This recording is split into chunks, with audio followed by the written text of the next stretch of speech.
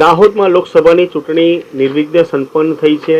જિલ્લાના બે મુખ્ય અધિકારીઓની મહેનત અને પરિણામલક્ષી સ્વરૂપે આજે નિર્વિઘ્ને કોઈપણ પ્રકારના અનિચ્છનીય બનાવો ન બનવા પામી છે, જેના પગલે આજે દાહોદ એસપી ડૉક્ટર રાજદીપસિંહ ઝાલા જોડે આપણે કેટલાક મુદ્દાઓને લઈને ચર્ચા કરીશું. સર, આજે નિર્વિઘ્ને જિલ્લામાં ચૂંટણી યોજાઈ છે, શું કહેશો?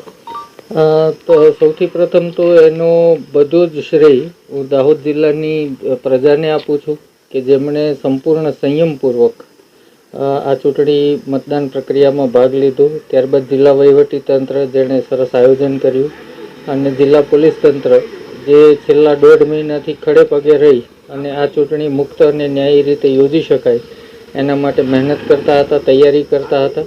એનું આ પરિણામ છે કે જિલ્લામાં એક પણ બનાવ, એક પણ ફરિયાદ વગર આ ચૂંટણી નિર્વિઘ્ને પસાર થઈ છે. સર, છેલ્લા 3 દિવસથી સતત પોલીસ રાઉન્ડ ધ ક્લોક કામગીરી કરી રહી હતી. આ વખતે કેવા પડકારો હતા? સામાન્ય રીતે જે દાહોદ જિલ્લાની પ્રથા રહી છે કે અહીંયા નાના મોટા સંઘર્ષો થતા હોય છે અથવા મતદાન દરમિયાન બોલાચાલી થાય અને પછી ઝઘડામાં પરિવર્તિત થતા હોય, તો એ અમે જૂના બધા રેકોર્ડ્સ કાઢી લીધા હતા. ક્યાં ગામમાં છેલ્લા 10 વર્ષમાં અગાઉ ઝઘડાઓ થયેલા હતા ચૂંટણીલક્ષી, કોણ એવા તત્વો છે જે ચૂંટણી પ્રક્રિયા ઉપર અસર કરી શકે અથવા વાતાવરણ દોડી શકે. સો એ તમામ બાબતોનું આગોતરું આયોજન આશરે છેલ્લા 1.5 મહિનાથી કરી લેવામાં આવ્યું હતું અને છેલ્લા 3 દિવસથી સઘન પેટ્રોલિંગ, તમામ વિસ્તારોમાં કોમ્બિંગ અને પોલીસનું ડિપ્લોયમેન્ટ, યોગ્ય રીતે નાકાબંધી, વાહન ચેકિંગ, આ તમામ કામગીરી હાથ ધરવામાં આવેલ હતી. સર, હવે ઈવીએમ મશીનો છે અહીંયા સ્ટ્રોંગ રૂમમાં મૂકવા જઈ રહ્યા છે. ભૂતકાળની જે ચૂંટણીઓની વાત કરીએ તો અહીંયા વારંવાર ફરિયાદો ઉઠી છે કે ઈવીએમ હેક થાય છે, વાઈફાઈ પકડાય છે. હવે કેવી પ્રકારની અહીંયા વ્યવસ્થા ગોઠવવામાં આવી છે? આપના માધ્યમથી હું દાહોદ જિલ્લાની પ્રજાને જણાવવા માંગુ છું કે ઈવીએમ એ કોઈ નેટવર્કનો ભાગ જ હોતો નથી. જે વસ્તુ નેટવર્કનો ભાગ નથી હોતી એ હેક કરી શકાતી નથી. માટે આ પ્રકારની અફવાઓથી દૂર રહેવું અને અહીંયા બહારના ભાગમાં સીસીટીવી કેમેરાનું વ્યુઇંગ પણ જિલ્લા વહીવટીતંત્ર દ્વારા ગોઠવવામાં આવેલું છે. તો કોઈ પણ વ્યક્તિ અહીંયા આવી અને સીસીટીવીના માધ્યમથી જોઈ પણ શકે છે.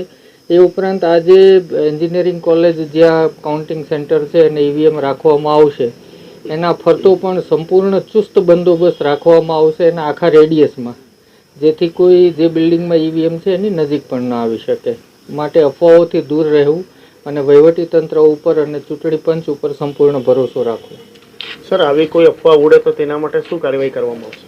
જો કોઈ ખોટી અફવાઓ ઉડાડે અને ચૂંટણી પ્રક્રિયામાં ખલેલ પહોંચાડવાની કોશિશ કરે તો તેના સામે કાયદેસર કાર્યવાહી થઈ શકે. એ ઉપરાંત રાજ્ય સેવકને ખોટી માહિતી આપવી અને ગેરમાર્ગે દોરવવા બાબતે પણ સજાની જોગવાઈ છે, તો તેના મુજબ કાયદેસર કાર્યવાહી કરવામાં આવશે. તો જે પ્રમાણે આપણે જોયું છે કે આજે 1958 જેટલા જે બૂથો પરથી આવેલા જે ઈવીએમ મશીનો છે, વીવીપેટ છે, આ તમામ અહીંયા એન્જિનિયરિંગ કોલેજ ખાતે આવેલા સ્ટ્રોંગ રૂમમાં હવે જમા કરવામાં આવશે અને ત્યારબાદ અહીંયા સિક્યોરિટી બિલકુલ ટાઈટ કરી દેવામાં આવી છે. અને અમે પણ દાહોદ લાઈવના માધ્યમથી જણાવીએ છીએ કે આવી કોઈ અફવામાં ન આવતા, જો તમે ખોટી રીતે અફવા ફેલાવશો તો 100% તમે પોલીસ કાર્યવાહીનો શિકાર થશો. એટલે કોઈ અફવામાં ન આવતા વહીવટીતંત્ર સજાગ છે. સંપૂર્ણ જવાબદારી સાથે આ ઈવીએમને સ્ટ્રોંગ રૂમમાં મૂકી દીધા છે અને આગામી 4મી જૂનના રોજ મતગણતરી હાથ ધરાશે ત્યારે જ બહાર નીકળશે. વધુ માહિતી માટે જોતા રહો દાહોદ લાઈવ. ધન્યવાદ.